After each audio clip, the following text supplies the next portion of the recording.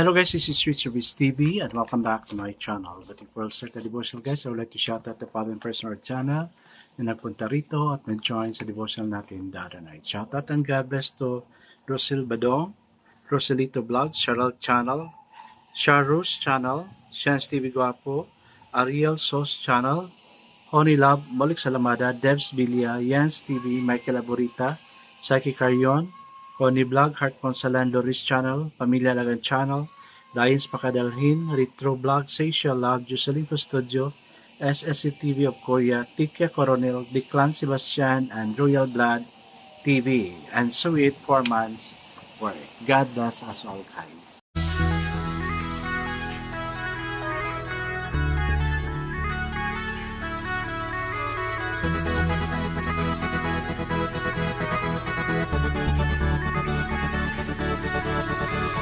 TV, when you heard it, number one is on the top. Good advice is they'll never stop. TV, when you heard it, number one is on the top. Good advice is they'll never stop. Hello guys, it's Wednesday again at sana nakapagsimba tayo, nakapagpunta tayo sa different churches natin, no? Yung iba may prayer meeting, yung iba simba talaga. Let's always take this opportunity to commune with God. No? Hindi lang kay Sunday tayo mapunta sa church, but as much as possible, I encourage you to attend the church also during Wednesday. Okay guys, let's now proceed to our devotional. Let's open our Bible to Matthew chapter 5 verses 38 to 48. Still guys, I'm using the New International Version of Bible because the words used is so simplified na maintindihan talaga natin. Okay, the word of the Lord in Matthew chapter 5 verses 38 to 48 says, "You have heard that it was said, eye for an eye, tooth for a tooth. But I tell you, do not resist an evil person. If anyone slaps you on the right cheek, turn to them the other cheek also.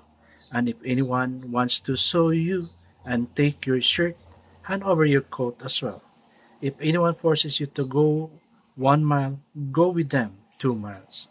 Give to the one who asks you, and do not turn away from the one who wants to borrow from you. You have heard that it was said, love your neighbor and hate your enemy. But I tell you, love your enemies and pray for those who persecute you, that you may be children of your Father in heaven. He causes his sun to rise on the evil and the good, and sends rain to the righteous and the unrighteous. If you love those who love you, what reward will you get? Are not even the tax collector doing that? And if you greet only your own people, what are you doing more than others? Do not even pagans do that? Be perfect, therefore, as your Father in heaven is perfect. Amen and amen. Hey guys, let's now pray. Lord, the requirements is easier said than done. But since it is a command to obey, teach us to obey what you have told us, O Lord God. To love our neighbor, to forgive them of what they have done unto us. Even not the literal neighbor, O God, but to those whom we have seen, O Lord. Lord, grab your requirements na if they ask us to walk 1 mile, we have to extend 2 miles if they needed it. Lord, help us to do these things that you may be glorified in us, O Lord. May you be happy with our life, O God. As Lord, we commit all these things to you. In Jesus' name we pray. Amen and amen. Okay guys, our focus verse for this evening is found in Matthew chapter 5 verse 42. And it says, give to the one who asked you. So the title of our devotion for this evening, guys, is Jesus Unpopular Ideas.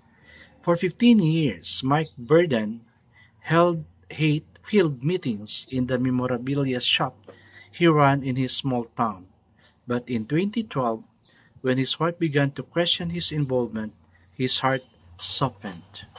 He realized how wrong his racist view were and didn't want to be that person any longer. The militant group retaliated by kicking his family out of the apartment they'd been renting from one of the members. Where did he turn for help?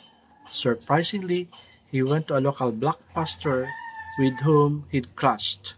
The pastor and his church provided housing and groceries for Mike's family for some time. When asked why he agreed to help, Pastor Kennedy explained, Jesus Christ did some very unpopular things. When it's time to help, you do what God's want you to do. Later, Mike spoke at Kennedy's church and apologized for the black community for his part in spreading hatred. Jesus taught some unpopular ideas in the Sermon on the Mount. Give to the one who asks you. Love your enemies and pray for those who persecute you. That's the upside down way of thinking God calls us to follow. Though it looks like weakness, it's actually acting out of God's strength. The one who teaches us is the one who gives the power to live out this upside down life in whatever way He asks of us. Amen and amen. Alam mo, no, yung requirement na kay Mike Burden, kasi, ewan ko ba, no, ang tao talaga is like this, parang kung ayaw mo talaga sa isang tao na yan, ayaw mo talaga, no? But the requirements is we need to love. We need to learn to love them. Yun yung requirements na binigay ni Lord sa atin ngayon. Kaya wala tayong magawala. Wala tayong kawala kay Lord. It is God who is telling us to do so, not a person. Kaya, surprisingly, no, yung ginawa ni Mike Burden, yung pastor na black, kasi siguro ayaw niya ng black, no? Ayaw na ng black. Ano bang meron sa black na ayaw nila, no? Kaya, parang, for me, it's parang a shame that happened kasi nga, yung ayaw niya na tao, yun pa yung tumulong sa kanya. No? Tayo, meron kayo tayong ganyan na ugali, guys.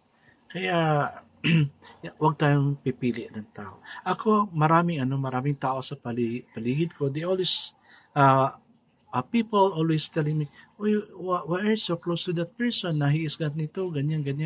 Ang daming ko, pero I'm just following God's instruction. No? Hindi ako namimili ng tao. Hindi ako namimili ng tao. Okay, so, kaya, let's also do it as what God requires us to do. Okay, guys, let's now proceed to the question. How are you living out Jesus' word of giving to those who ask and loving your enemies? Kung meron man, anyway ba ako? Parang wala. I'll pray for them. Yung heart ko, hindi magalit sa kanila, ganyan. Wala naman talaga akong enemy, pero kung minsan may kagalit tayo, no? So, let's just pray for them. Let's pray for ourselves also na mawala yung galit natin sa kanila. Instead, we will learn to love them. Okay, second question. What would you like to change? It's not easy to change things, no? But if we are going to pray for it, there is nothing impossible with it. It's not us who will work for it, but it is God's opportunity to work for that. No?